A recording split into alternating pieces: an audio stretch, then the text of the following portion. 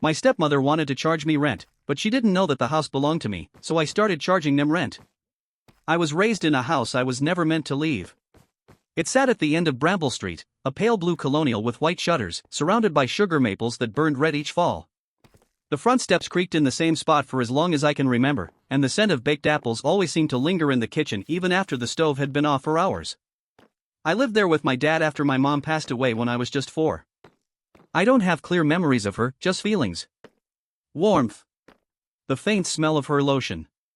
Her humming when she folded the laundry. The house belonged to my mom's parents. They'd bought it in the 60s and raised 3 daughters there, including my mom. When Grandma died, and then Grandpa a year later, they left the house to me. Not my dad.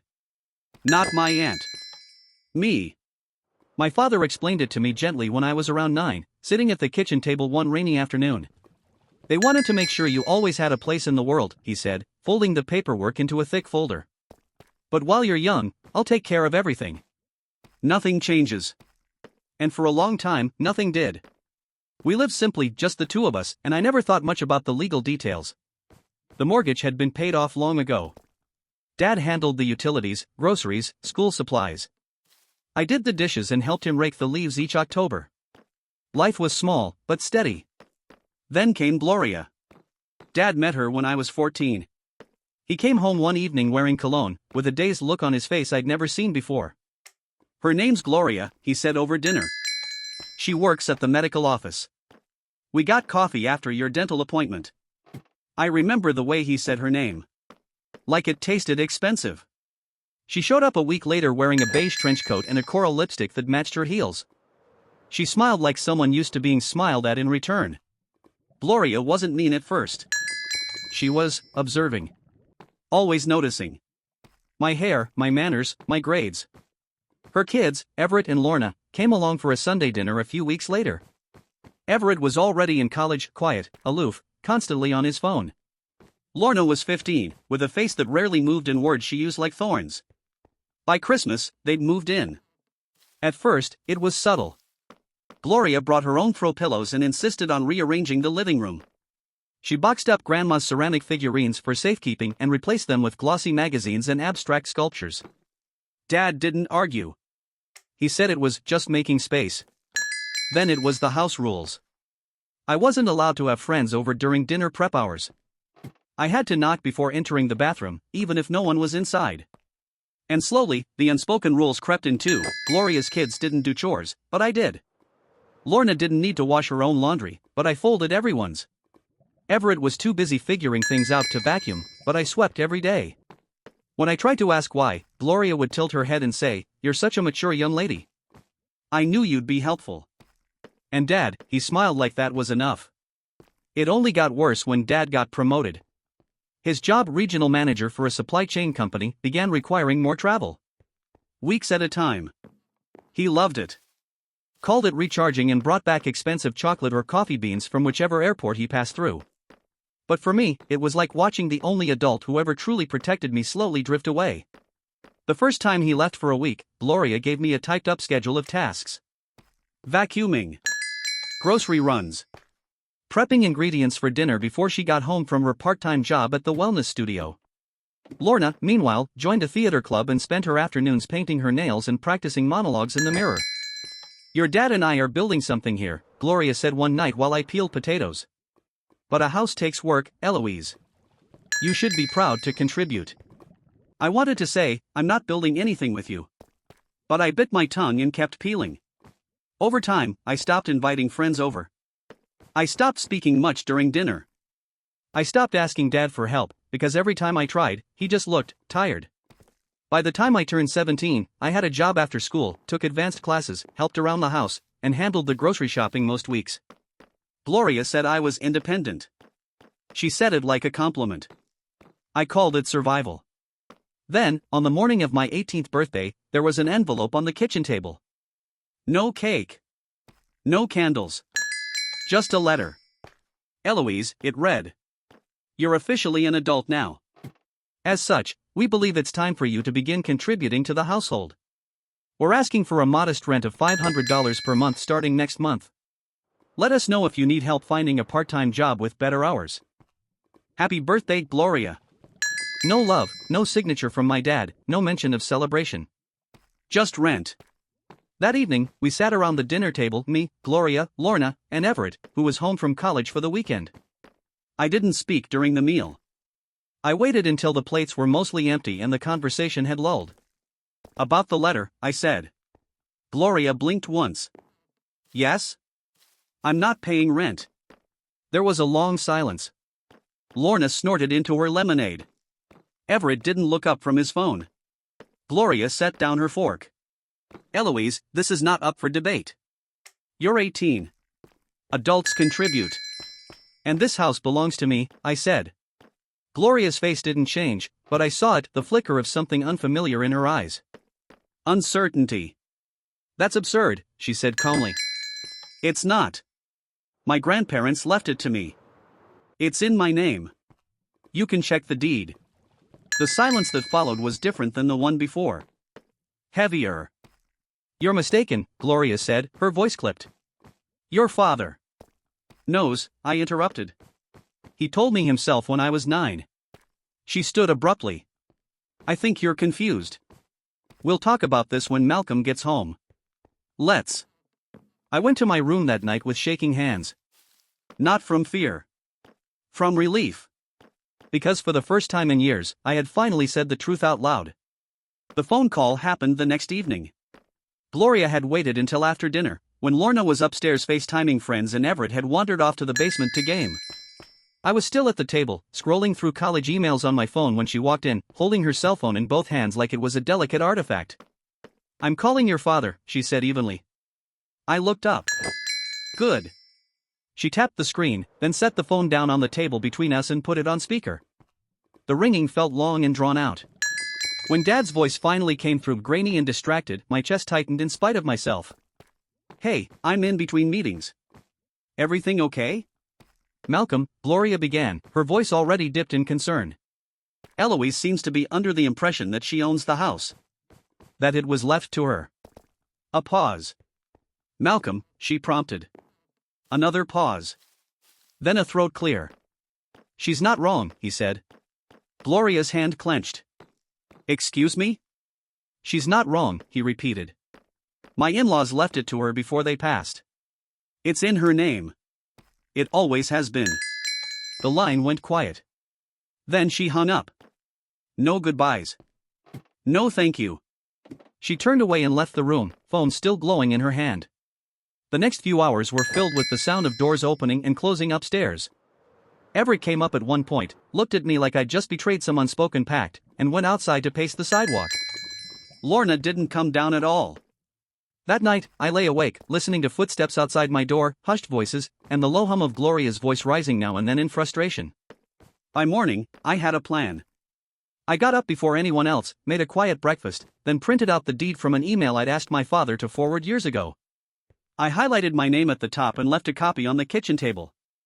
At noon, Gloria finally emerged from her room in pressed slacks and a blouse too formal for a Saturday. You were eavesdropping, she said. I looked up from my laptop. I was at the table. You put him on speaker. You manipulated that conversation. I stated a fact. She stepped closer. You're making this unnecessarily difficult, Eloise. Do you understand what you're doing to this family? Family.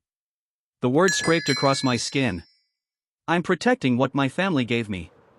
She stared at me, long and hard, then turned on her heel and left. A few hours later, I heard her in the living room again, on the phone. This time, she wasn't whispering. I don't care if it's legally hers, she snapped. She's disruptive.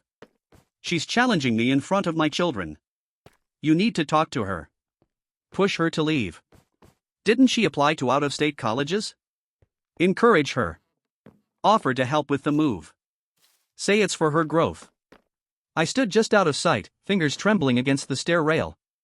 She wanted me out. Not just because of logistics or tension. Because I represented something she couldn't control. A reminder that this wasn't her house, her rules, her kingdom. That night, I said nothing. I let them have their dinner without me. I spent the evening reviewing financial aid forms and campus housing options. I knew what I had to do, but I also knew I wasn't running. The next morning, Gloria came into the kitchen humming. She poured herself coffee and asked, too sweetly, if I wanted waffles. I waited until she was seated. Starting next month, I said, I'll be charging rent. She froze. What? You, Everett, and Lorna, $500 each. Just like you suggested for me. Lorna dropped her spoon. Everett's head snapped up. Gloria blinked once, slowly. You can't be serious. I'm very serious. You're punishing us. I'm applying your logic. We're all adults here, right? Everett stood up. This is insane. We're not paying you to live in our own house. It's not yours, I said. Gloria's face went pale. You've changed, Eloise. No, I said, voice steady. I'm finally being honest. Within minutes, the shouting began. Gloria accused me of betrayal. Lorna called me selfish. Everett slammed a door so hard the frame shook. And then, just as suddenly, Gloria stood, picked up her coffee, and said, fine. If this is the kind of environment you want, we'll leave. I didn't stop her. They packed like people who had never planned to stay. Boxes appeared within hours, filled haphazardly with toiletries, chargers, makeup, textbooks. I watched from the kitchen doorway as Everett shoved clothes into a duffel, muttering under his breath. Lorna stormed past me twice, arms full of scarves and hair tools, eyes dry but furious. Gloria walked with her phone pressed to her ear, making arrangements I couldn't hear. By evening, their things were mostly in the car. The house echoed. It was surreal seeing the living room empty of their possessions, no more yoga mat rolled out near the fireplace, no more essential oil diffuser puffing eucalyptus into the air. Just the old floorboards, scratched by decades of footsteps, and the sound of my breath. Gloria was the last to leave. She stood at the door, keys in hand, and turned to face me. You've made a big mistake, Eloise. I didn't flinch. I don't think so. You'll be alone, she said, voice soft now. No one to run this place with. No support. Is that really what you want? No, I said. But I want truth. And peace. I haven't had either since you moved in. For a moment, her face looked almost human, tired, sad. But it passed. She left without another word. The silence that followed wasn't empty. It was restorative. Like something heavy had been lifted from the house itself. That night, I sat in the living room and opened the windows, letting the late spring air in. I lit a candle, one of Grandma's old favorites I found tucked in the pantry, and let the scent of rosewood fill the room. I played an old playlist of hers, soft jazz and blues humming through the speakers. And I cried.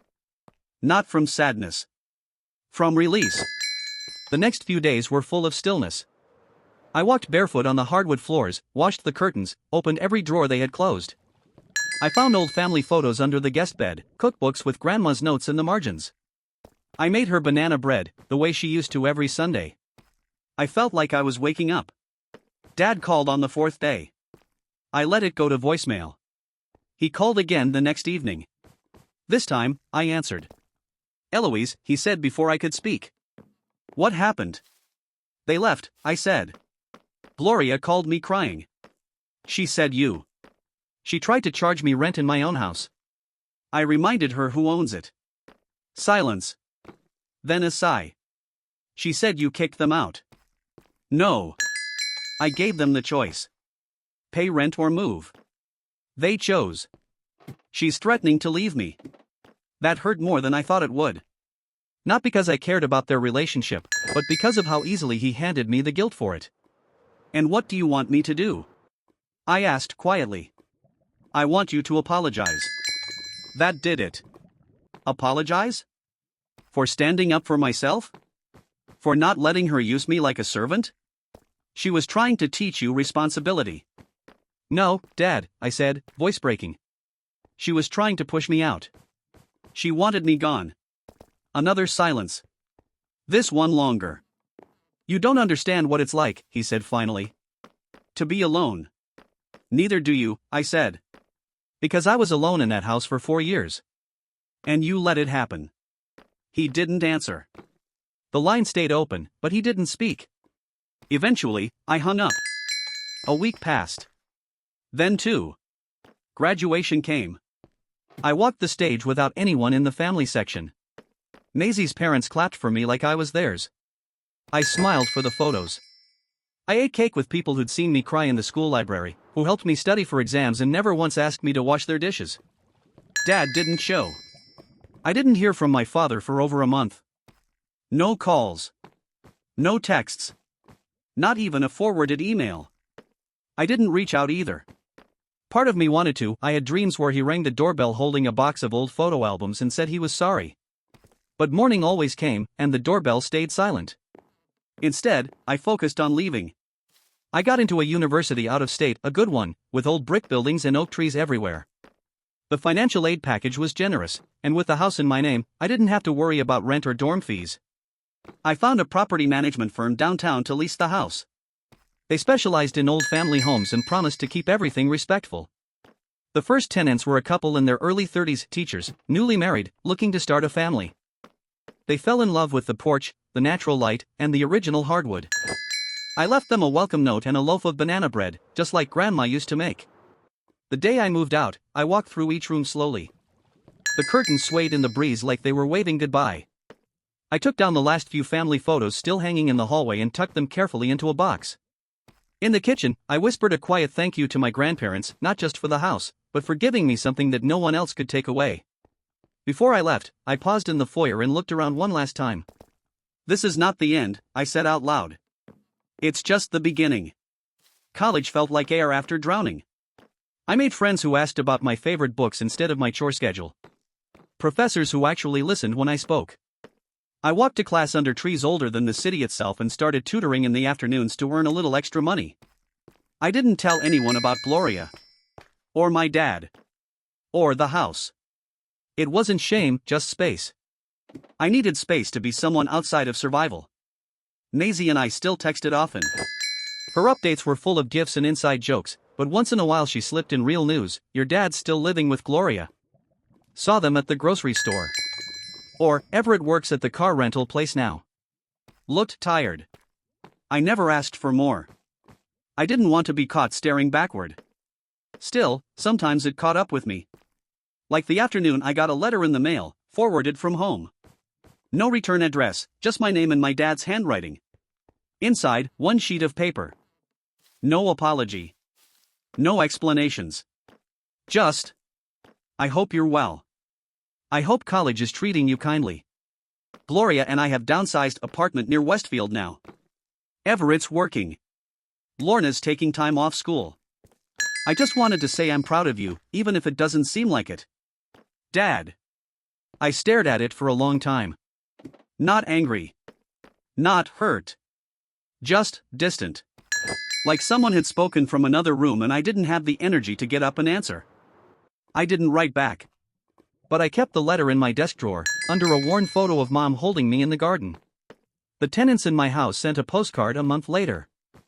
Thank you for creating such a warm home. Our daughter, Clara, loves the sunroom, she calls it her magic corner. They enclosed a crayon drawing of the house, with Clara standing next to it in a pink dress. I pinned it to my corkboard. It stayed there all semester. Sometimes, when I had trouble sleeping, I'd look at it and imagine Clara dancing down the same hallway I once swept in silence. Her laughter filling the rooms that once echoed with stress. Her parents holding her close, never forgetting what love looked like. It was late November, just before the first snow, when I got the email. Subject line, possibility? It was from my dad. He wrote, Eloise, I know I'm the last person you probably want to hear from. But I've been thinking a lot. About the house. About us. About how fast things got out of hand. I don't expect you to forgive everything. I don't even expect a reply. I just wanted to ask if maybe, one day, we could talk. About anything. I miss you. Love. Dad. I read it 3 times. Then I closed my laptop and went outside. It was cold enough to see my breath. I sat on the steps in front of the dorm building, thinking about all the versions of my father I had known, the man who taught me how to ride a bike, who cried during old movies, who used to dance with me in the kitchen to Motown songs. And the man who had, somewhere along the way, stopped noticing when I was drowning in my own home. I didn't reply that day. I didn't reply for a week. And when I did, I kept it short. Dad.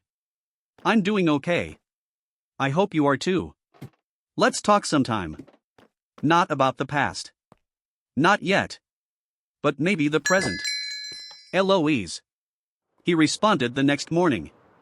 No expectations. Just a simple thank you.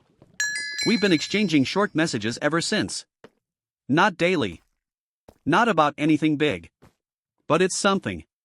Sometimes, healing doesn't look like a sweeping reconciliation or an emotional hug in the rain.